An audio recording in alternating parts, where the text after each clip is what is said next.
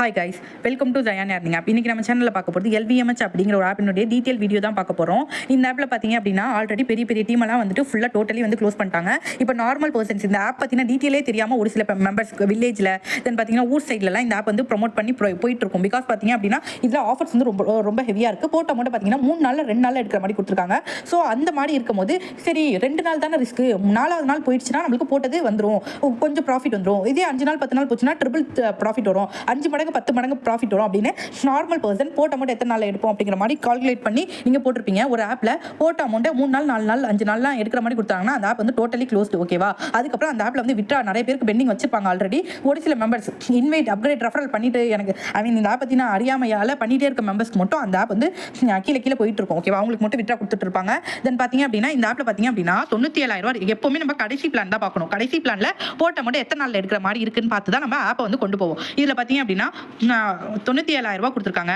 போட்ட 97,000 ஒரு நாளைக்கு 29,100 தராங்க. போட்ட அமௌண்ட் வித்தின் 3 டேஸில் எடுக்கிற மாதிரி இருக்குது. விட்ரா வராது. ஓகேவா? ஆல்ரெடி அந்த மெம்பர்ஸ்க்கு பெண்டிங்கில் இருக்குது. ஸோ இதுக்கப்புறம் இந்த ஆப்பில் இன்வெஸ்ட்மெண்ட் பண்ணி ஏமாறாதீங்க. ஆப் வந்து டோட்டலி க்ளோஸ்டு. தென் வந்து இதை உங்கள் வேலெட்டில் வந்து 50,000 1 லட்சம் 10 லட்சம் வந்து வேலெட்டில் அமௌண்ட் தங்கியிருக்கும். பிகாஸ் பார்த்தீங்கன்னா விட்ராவல் வந்திருக்காது, ஃபைல்ட் ஆக்கியிருப்பாங்க. அந்த விட்ராலாம் பேங்க் அக்கௌண்ட்டுக்கு வரணும்னா நீங்கள் வித்ரா கார்டு வாங்கணும், டாக்ஸ் பே பண்ணணும், ரியல் நேம் வெரிஃபிகேஷன் பண்ணணும், அந்த மாதிரிலாம் சொல்லுவாங்க. ஒரு கார்டு கொடுத்து இந்த கார்டு வாங்கினீங்கன்னா பெண்டிங்கில் இருக்க எல்லா விட்ராவும் உங்கள் பேங்க் அக்கௌண்ட்டுக்கு வரும்னு சொல்லுவாங்க. ஃபேக்கு பண்ணாதீங்க.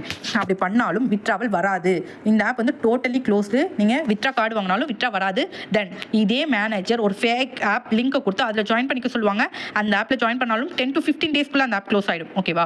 நம்ம வாட்ஸ்அப் குரூப்பில் நிறைய லாங் டர்ம் ஆப்ஸ் யூஸ் பண்ணிட்டு இருக்கோம். அந்த ஆப்பில் எப்படி யூஸ் பண்ணி ப்ராஃபிட் எடுக்கணும், தென் அந்த ஆப் எப்போ க்ளோஸ் ஆக போகுது அப்படிங்கிற டெய்லி அப்டேட்ஸ் என்னோட வாட்ஸ்அப் குரூப்பில் கொடுப்பேன். ஸோ உங்களுக்கு ஒரு ஆப்பில் விட்ட அமௌண்ட் இன்னொரு ஆப்பில் தான் நீங்கள் ரெக்கவர் பண்ண முடியும். ஓகேவா? ஒரு ஆப்பில் லாஸ் ஆயிடுச்சுன்னா நீங்கள் அதை வேறு எந்த ஒரு ஜாப்லையும் போயிட்டு ரெக்கவர் பண்ண முடியாது. வேறு ஒரு ஆப்பில் நீங்கள் இன்வெஸ்ட்மெண்ட் பண்ணி தான் நீ உங்கள் லாஸ் அமௌண்ட் ப்ராஃபிட்டாக எடுக்க 3 மாதமும் ஆகும், 4 மாதமும் ஆகும். வெயிட் பண்ணி பொறுமையாக தான் ப்ராஃபிட் எடுக்க முடியும்.